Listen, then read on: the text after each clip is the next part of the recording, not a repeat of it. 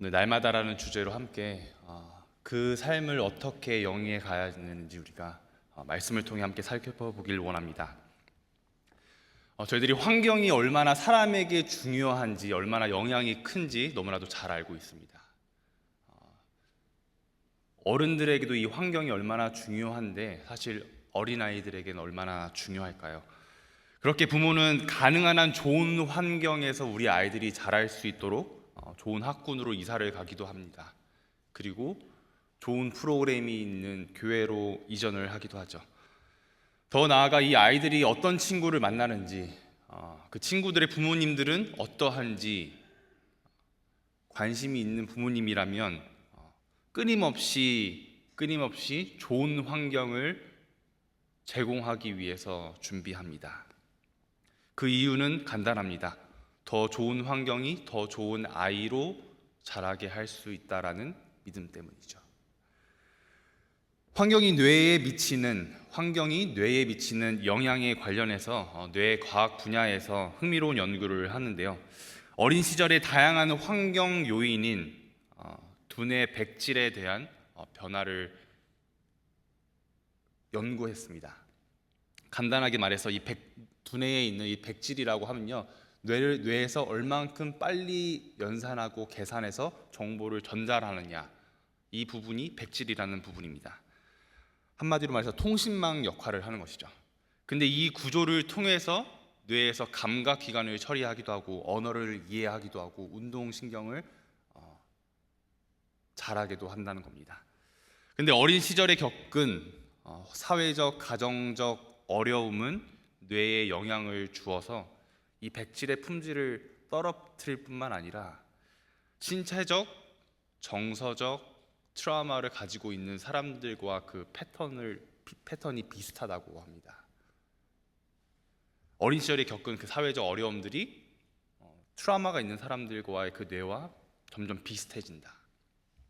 반대로 부모 모두가 양육에 참여하거나 중산층 이상의 경제적 여건을 갖춘 가정 환경에서 아이들의 이 뇌는 긍정적인 영향을 미치는 것으로 나타난다고 이 뇌과학에서는 말을 합니다. 이 이야기를 듣고 내가 이래서 머리가 좀 잘 안 돌아가는구나, 저 사람이 좀 그래서 문제가 있구나를 판단하고자 하는 것이 아닙니다. 누구를 탓하고자 하는 것이 아니라 환경이 그만큼 우리의 신체적인, 정서적인 것뿐만 아니라 우리의 정서적인 뇌에까지 영향을 미친다는 겁니다. 환경이 주는 영향력은요 분명하죠. 인지 기능과 인성뿐만 아니라 어쩌면 삶 전체에 영향을 주기도 합니다. 35년간의 일제 강점기를 이렇게 지났던 우리의 그 삶의 영향은요, 한국 민족의 언어와 문화를 바꾸기도 했고 또 우리들의 정체성을 바꾸기도 했습니다. 한 마음과 목소리로 외쳤던 그 광복 직후에는 그토록 염원했던 자유를 누리면서 국가를 재건할 수 있었는가? 역사적인 사실로 보면 그렇지 않다라는 것이 답입니다.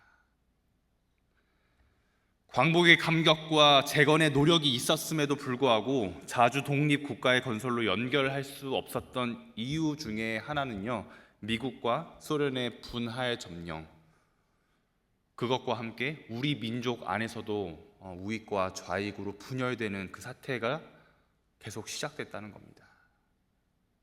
한 목소리로 한 뜻을 위해서 열심히 노력했지만 결국에 그 자유가 주어졌었을 때 그것을 누릴 수 없는 상태, 여전히 분열의 문제가 있고 정치적 혼란과 생계의 어려움들은 그냥 남아있는 그 상태.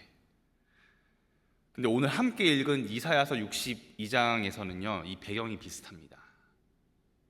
바벨론에서의 그 70년 포로 시기를 지나고 귀환한 후 그들이 고향에 돌아왔었을 때 그들에게 남겨진 건 예루살렘 성전의 그 성전과 성벽의 무너짐, 주변 국가들의 조롱과 비아냥거림, 그리고 방해, 그리고 경제적인 어려움, 마지막으로 영적인 무기력함은 그들을 짓누르기에 충분했습니다. 하나님이 분명히 부르셨거든요. 새로운 땅에 내가 너희들을 위하여 다시 역사를 쓰겠다. 하지만 그들의 환경은 도저히 소망조차 볼 수 없는 이 땅. 인생을 살다 보면 끝도 보이지 않는 어둠을 만날 때가 있습니다. 무엇인가 새롭게 시작하려고 몸부림을 쳐도 나의 몸부림이 그 어떠한 파동도 만들어내지 못한다라고 느낄 때, 무뎌진 마음과 환경을 새롭게 하기 위해서 열심히 다짐하고 도전하지만 도움의 손길과 격려보다는 오히려 조롱과 비판을 받을 때 우리는 절망하게 되고 주저앉아 버리게 되는 그 상황에 놓일 때가 있다는 겁니다. 그러면서 그럼 그렇지, 내가 할 수 있는 것이 이거밖에 없지, 자책하게 되는 우리의 모습을 마주할 때가 있습니다. 딱 그때 우리가 무엇부터 어떻게 시작해야 될지 모르는 그때에 오늘 본문에서는 하나님이 이사야 선지자를 통해서 위로와 회복의 말씀을 주시는데, 이 이스라엘의 회복과 영광스러운 미래를 1절과 2절에 이렇게 약속하십니다.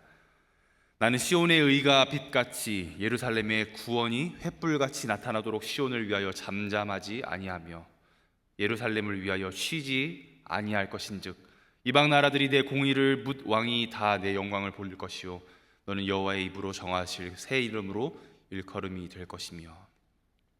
여기서 말하는 시온과 예루살렘은 하나님께서 회복하실 하나님의 백성과 공동체라는 의미를 가지고 있습니다. 그렇다면 시온의 의라 함은 하나님의 백성으로서의 정체성을 다시 회복하고 하나님과의 바른 관계 안에서 있는 자라는 뜻입니다. 하나님께서는 그들의 의를 빛같이, 그들의 구원이 어둠을 밝혀 마땅히 가야 할 바를 비춰주는 횃불같이 내가 잠잠하지 않겠다. 내가 끝까지 너희를 견인하겠다. 내가 쉬지 않고 너희를 위하여 일하겠다. 어떤 상황에서요? 내가 아무것도 할 수 없다. 하나님, 이 땅 가운데는 소망이 없습니다 하는 그 땅 가운데 하나님께서 내가 너를 위하여 쉬지 않겠다 약속하십니다. 사랑하는 연인 관계나 또 두터운 우정의 관계에서 우리는 애칭을 사용하곤 합니다. 뭐 누구누구 아빠, 뭐 여보, 자기야, 이런 것은 포함이 되지 않습니다.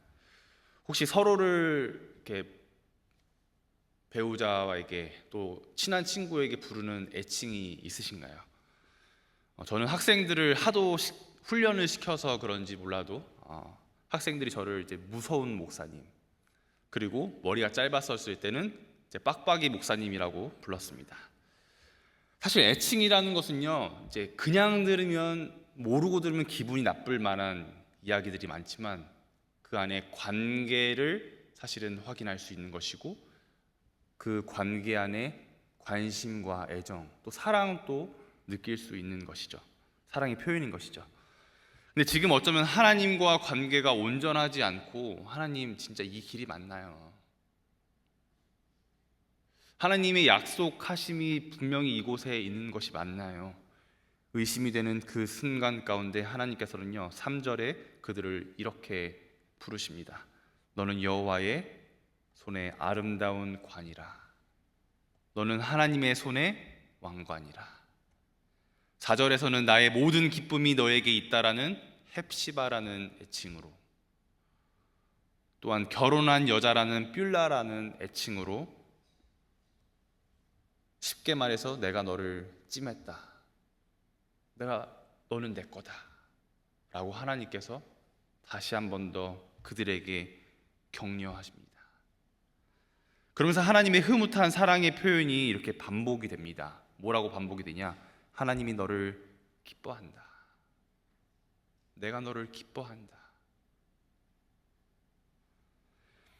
비록 너희들의 처한 현재 상황과 경제적 또 심리적 어려움은 그대로이지만 내가 너희들을 보는 것만으로도 내가 이렇게 기쁘단다. 너희가 고난과 눈물 가운데 있지만 내가 너로 인하여 기쁘단다. 너의 상황은 조금도 나아질 기미와 회복될 조짐이 보이지 않기에 아둥바둥하고 눈물로 하루를 보내지만 내가 너를 기뻐한다. 어느 정도 나이가 되면요, 이런 이상한 감정을 배우는 시점이 옵니다.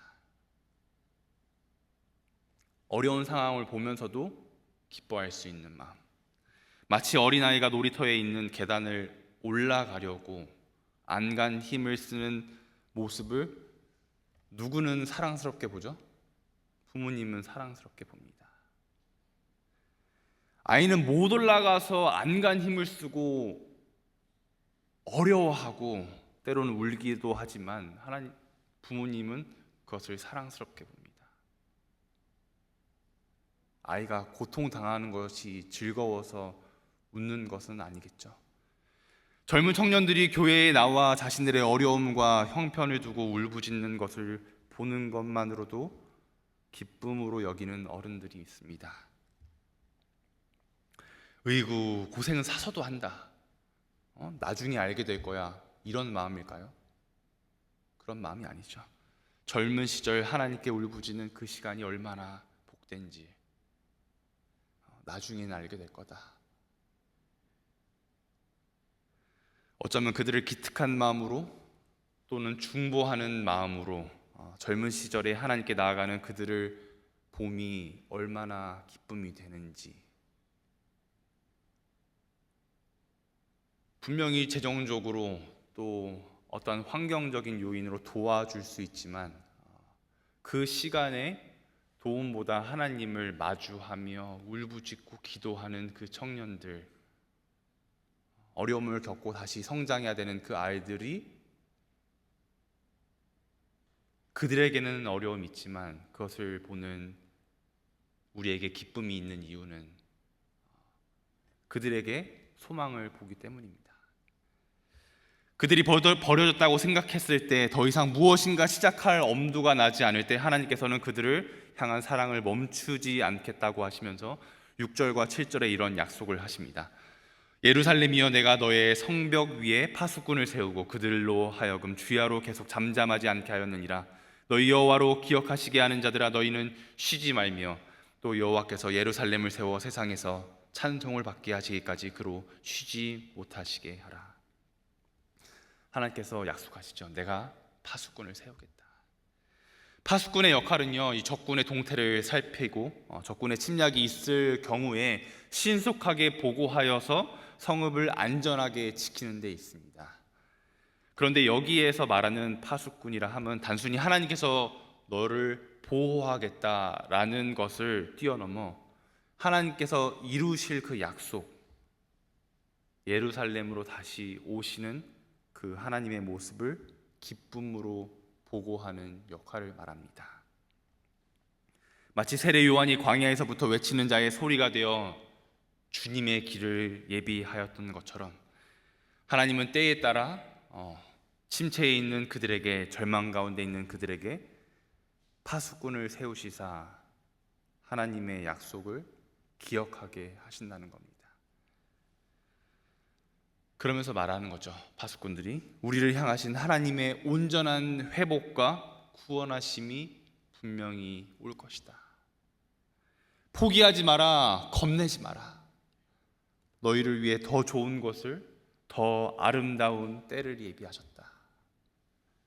그때까지 인내함으로 기도하라. 영적으로 도전이 되는 말씀입니다. 우리 개개인에게, 어쩌면 공동체에게, 우리가 속한 부서에게, 선교회로서 더 나아가 우리 교회가 이 역할을 잘 감당하고 있는지, 이 파수꾼의 역할을 잘 감당하고 있는가 살펴봐야 하는 것이죠. 파수꾼의 역할이 두 개가 있다고 했습니다. 하나는 보호의 역할. 파수꾼이 깨어 있으면 모든 백성이 쉼을 얻을 수 있습니다. 하지만 파수꾼이 자고 있으면 모든 백성이 위험할 수 있는 것이죠. 파수꾼으로서의 그 영적인 책임감과 그리고 부담감을 가지고 공동체를 위해 나는, 우리 부서는, 우리 교회는 이 역할을 신실하게 감당하고 있는가? 두 번째는 기쁜 소식을 전하는 역할입니다. 하나님께서 자신의 백성을 온전히 회복하시는 날이 온다라고 약속하셨죠. 만왕의 왕이신 주께서 다시 돌아오겠다, 그 나라가 분명히 온다는 것, 그 기쁨의 외침이 우리의 삶에 있는가? 우리의 삶을 통해, 우리의 언어와 우리의 모양을 통해 누군가에게 하나님의 오심이 경고가 되고 또 그 기쁨이 전달되는가? 하나님의 약속이 성취되는 그날에는요, 8절과 9절의 은혜를 누리게 됩니다. 더 이상 원수에게 빼앗기는 아픔과 눈물이 사라지는 때, 하나님의 구원의 은혜를 힘입어 수고함으로 얻은 열매를 추수한 자가 먹게 되는 감사의 때를 약속하십니다.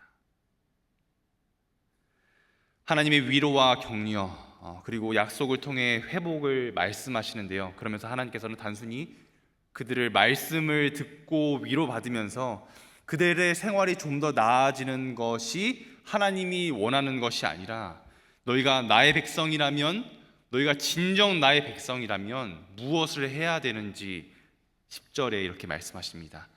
성문으로 나아가라, 나아가라. 백성이 올 길을 닦으라, 그 길을 수축하라, 수축하라. 돌을 제하라, 만민을 위하여 기치를 들라. 하나님께서 성문을 더 높게 쌓아라, 더 단단하게 쌓아라, 침략당하지 않도록 더 견고하게 해라 라고 말씀하지 않으십니다. 현대인의 성경에서는 이렇게 표현합니다. 예루살렘 사람들아, 성 밖으로 나가서 돌아오는 내 백성을 위해 길을 예비하라. 대로를 닦고 돌을 제거하라. 온 세계가 알 수 있도록 길을 세워라. 은혜 받은 우리는요, 나 잘 먹고 잘 살기 위해 사는 것이 아닙니다. 거기에 힘을 쓰는 사람들이 아닙니다. 은혜 받은 하나님의 사람은요, 성 밖으로 나가서 어떤 사람을요? 돌아올 하나님의 백성을 위해 길을 예비하는 자입니다. 아무도 오지 않는 것 같아도, 기다려도 오지 않는 것 같아도 성 밖으로 나가 대로를 닦고 돌을 제거하는 사람입니다. 세상은 손가락질하며 너 혼자 예수 믿냐? 정직해서 누가 알아주냐? 거룩함이 밥 먹여주냐? 공격하지만 우리는 거룩함을 지키는 싸움을 함으로 온 세계가 알 수 있도록 하나님의 그 승리의 깃발을 세우는 자들입니다. 지난주 아가페 웨이브에서 자슈아라는 이제 학생 어머니께서 이렇게 간증을 하셨습니다. 자슈아라는 학생이 어떤 학생이냐? 카페에서 소리를 지르고 막 울고 불고 때를 쓰면서 이제 돈을 달라고 했던 학생으로 소문이 나 있는 학생입니다. 자슈아라는 학생은요, 태어나면서 대변을 가릴 수 없는 장애를 가지고 태어났습니다. 태어난 지 8일 만에, 그리고 3개월 후에 큰 수술을 치러야 했고, 우유를 기계를 통해서 1시간 이상 걸려야지 우유를 먹을 수 있는 아이였습니다. 3개월 후에는 위에 호수를 연결해서 우유를 마시게 되었고, 그게 3살이 될 때까지, 3살이 되어서야 처음으로 입으로 음식을 먹을 수 있게 되었답니다. 이 가족이 코로나 전 2019년 말에 이제 저희 교회에 오게 되었는데요. 그때까지만 해도 위에 있는 관을 통해서 음식을 먹던 때였습니다. 그리고 지금은 8살이 되었습니다. 아이를 키우면서 보낸 그 눈물의 시간, 얼마나 우셨을까요? 얼마나 비참했을까요? 얼마나 원망했을까요? 그런데 어머님은 이 아이를 포기하지 않으셨습니다. 누군가에게는 철없는 아이로, 누군가에게는 통제되지 않는 그 장애를 가진 아이로, 문제아로 보지만 어머니 눈에는, 어머님 표현으로는 하나님의 걸작품이라고 합니다. 아직도 행동에 또 감정의 통제가 어려워서 많은 사람들에게 피해를 주는 아이이지만 어머니 눈에는 오늘도 이 아이가 살아있음이, 하나님의 살아계심을 경험하는, 하나님이 주신 믿음으로 한 영혼을 보게 되면요, 우리는 인내할 수 있게 되고 품어줄 수 있고 사랑할 수 있습니다. 어쩌면 우리가 처한 환경이, 여러분이 처한 환경이 척박하여서 갈라진 땅처럼 메마를 수 있습니다. 바닥인 줄 알았는데 더 내려가게 되고 더 내려가서 내일이 안 왔으면 하는 마음이 들 때가 있습니다. 근데 우리 믿는 사람들은 어떤 찬양을 하냐? 내 영혼이 은총 입어 중한 죄짐 벗고 보니 슬픔 많은 이 세상도 천국으로 화도다. 할렐루야 찬양하세. 내 모든 죄 사함 받고 주 예수와 동행하니 그 어디나 하늘나라. 우리 믿는 사람은 환경에 구애를 받지만 그 가운데서 은총을 입고 다시 나아가는 자들입니다. 슬픔 많은 이 세상에서도 주 예수와 동행하기 때문에 그곳이 하늘나라가 될 수 있습니다. 그렇게 우리는요, 믿음을 가지고 약속을 기억하면서 성 밖으로 나가 다음 세대가 또 돌아올 하나님의 백성들을 위해 길을 예비할 수 있다는 겁니다.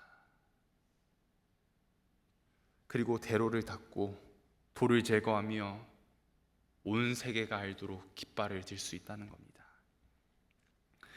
비록 우리가 하는 일이 누가 알아주지 않아도, 격려해주지 않아도, 때로는 시간과 돈으로 보상해주지 않으면 안 괜찮은데 괜찮습니다. 왜요? 하나님이 함께 하시기 때문입니다. 오늘도 말씀으로 저희들이 받는 위로와 이 격려, 약속의 은혜를 나만 누리는 것이 아니라 돌아올 수많은 우리의 백성들을 위하여 길을 예비하시고 또 나가 하나님을 전하는 귀한 우리 교회 성도님들 되시기를 주님의 이름으로 축원드립니다.